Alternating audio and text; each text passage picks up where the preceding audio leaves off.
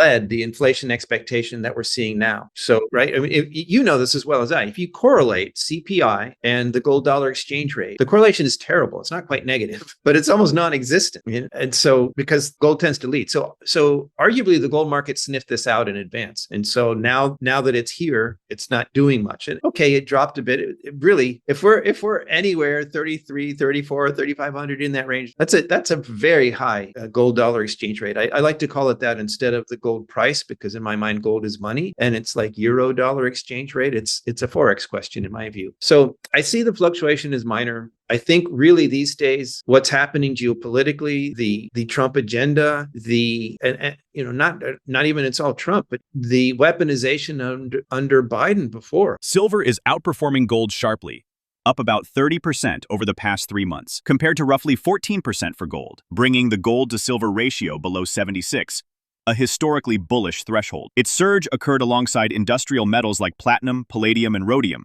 indicating that the move may be driven more by industrial demand rather than safe haven flows.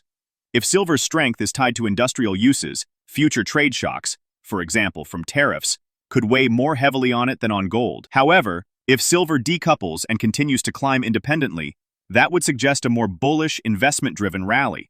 High inflation and geopolitical shifts, primarily since 2022, support a long-term bullish case for gold. Even if prices appear elevated now, central banks, including those of U.S. allies, are increasingly diversifying their holdings away from the dollar, signaling a significant paradigm shift. While some worry gold may pull back after rising sharply, the broader environment may justify continued strength. On silver, he notes it often lags gold but eventually outpaces it in bull markets. Recently, silver's surge, alongside industrial metals like platinum and palladium, suggests its rise may be driven more by industrial demand than by safe haven flows. Lobo Tiggre criticizes Fed Chair Jerome Powell for constantly shifting which inflation expectations matter, dismissing short-term concerns, while claiming long-term expectations remain anchored near the 2% target, though he never clearly cites the data backing this claim.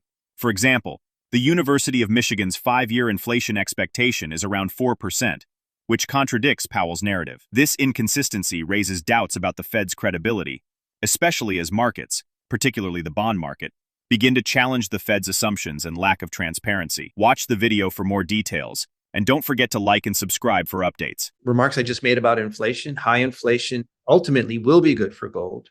If you don't correlate CPI and gold on the wiggles, short term, but if you pull back, this, my favorite chart in this whole question area is the long-term chart of gold since 1971 and the purchasing power of the dollar. And it's a giant X. So yeah, I think that's supported. But there's also the geopolitical environment. And again, the central bank thing can't be overstated. I mean, I think you and I talked about it when it happened in 22. That was a big deal. And maybe we didn't want to go out and say, oh, yes, this is a complete game changer. Everything's going to be different after this because, once bitten, twice shy on bold predictions like that. But that was a really big deal. You've got not just Russia or Russia and China or BRICS, but you've got central banks of allies even saying, you know what, maybe we should diversify a bit out of the dollar. And, sorry, Trump fans, I don't mean to be excessively critical here. It's just he's the guy in the White House. And, Trump is upsetting the apple cart with allies. So if you're Canada, say, for example, and your BFF suddenly is not ruling out war to make you the 51st state, do you really want your financial well-being entirely dependent on what's decided in New York and Washington? I think it's prudent for even your best friends to diversify it. So I think this is huge, David. This is a paradigm shift. And maybe the takeaway for this for our gold bug friends out there is that if you're worried about gold having gone so high, and you look at the chart and it's like vertical, it's reasonable after going screaming up through 2,000, 2,500 to 3,500 to worry about a pullback after that. That's what I would normally do. But if the game has changed, if we're no longer in the same context that we were before, I do think it's not just playing catch up. And by the way, if it is playing catch up, your diehard silver bulls will tell you that silver, and I agree, this is another statistical fact, is true. Just look in a typical bull market, or no, in all past bull markets except one, silver has lagged gold at first and then more than caught up on a percentage gain basis at the end. The except one was the crash of 2020. Yeah, it's reasonable to say that at some point silver, statistically, the odds are that silver at some point will play catch up and more than surpass gold on a percentage gain basis. But that's the blow off top at the end of the market. So if that's the argument you're making now, that silver is going in that blow off top phase, you're saying this bull market's almost done.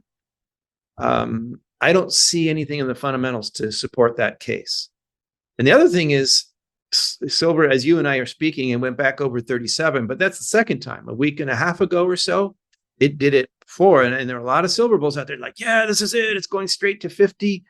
And I got rotten tomatoes thrown at me for saying, well, maybe, but maybe not, And then it corrected, not in a big way, but it struggled. And I think what you just said in the end of your question is really important. When you see silver and gold moving in opposite directions, that's important to pay attention to. This morning, there was a headline, I think on mining.com, about silver is outperforming gold as Mideast tensions, rise.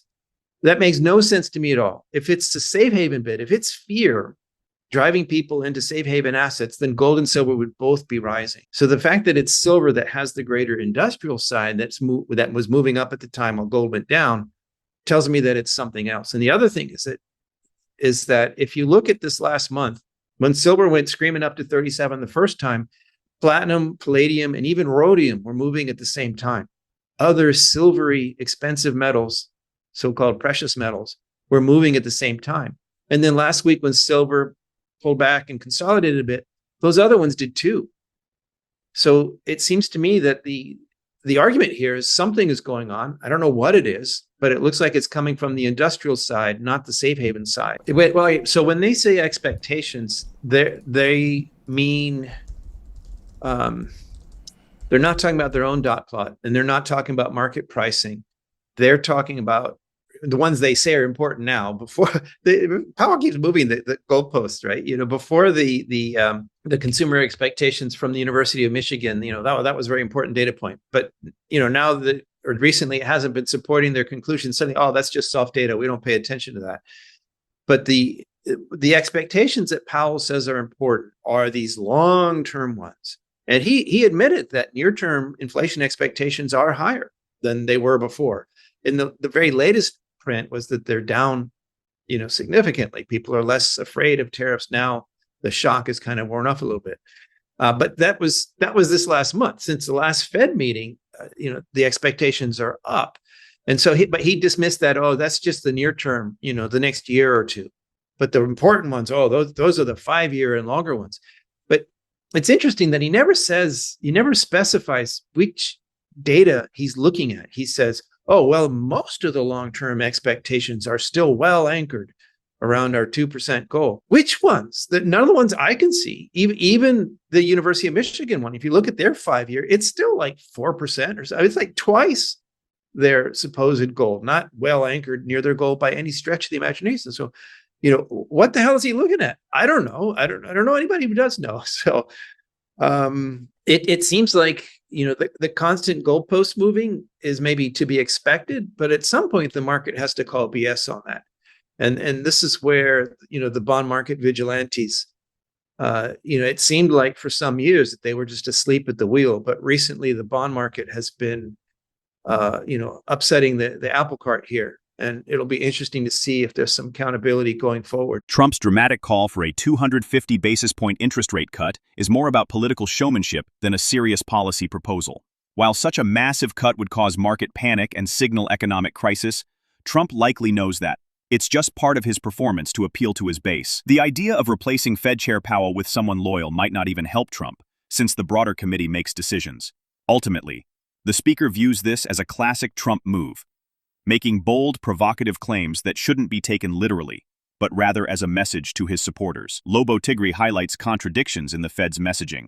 On one hand, warning of inflation and emphasizing its importance, while still projecting 2 rate cuts this year, which seems inconsistent. Powell admitted the Fed's forecasts are uncertain and even downplayed the accuracy of the dot plot, revealing a lack of confidence. When asked about major policy shifts, such as Trump's push for U.S. reindustrialization, Powell avoided giving clear guidance. This underscores a broader concern. In a world facing geopolitical risks, economic uncertainty, and potential war, owning physical gold or silver, assets without counterparty or grid-related risks, acts as prudent insurance, especially when systems like ATMs and electricity might fail. Now, let's get back to the interview. Well, there you go, David. A bunch of construction workers agreed with Trump that interest rates should be 250 basis points lower. QED, we're done here. The argument's settled, right? He also wants to appoint himself. So, yeah. Well, hey, that would save money. Fire all those hundreds of PhD economists they have at the Fed. I kind of like that idea.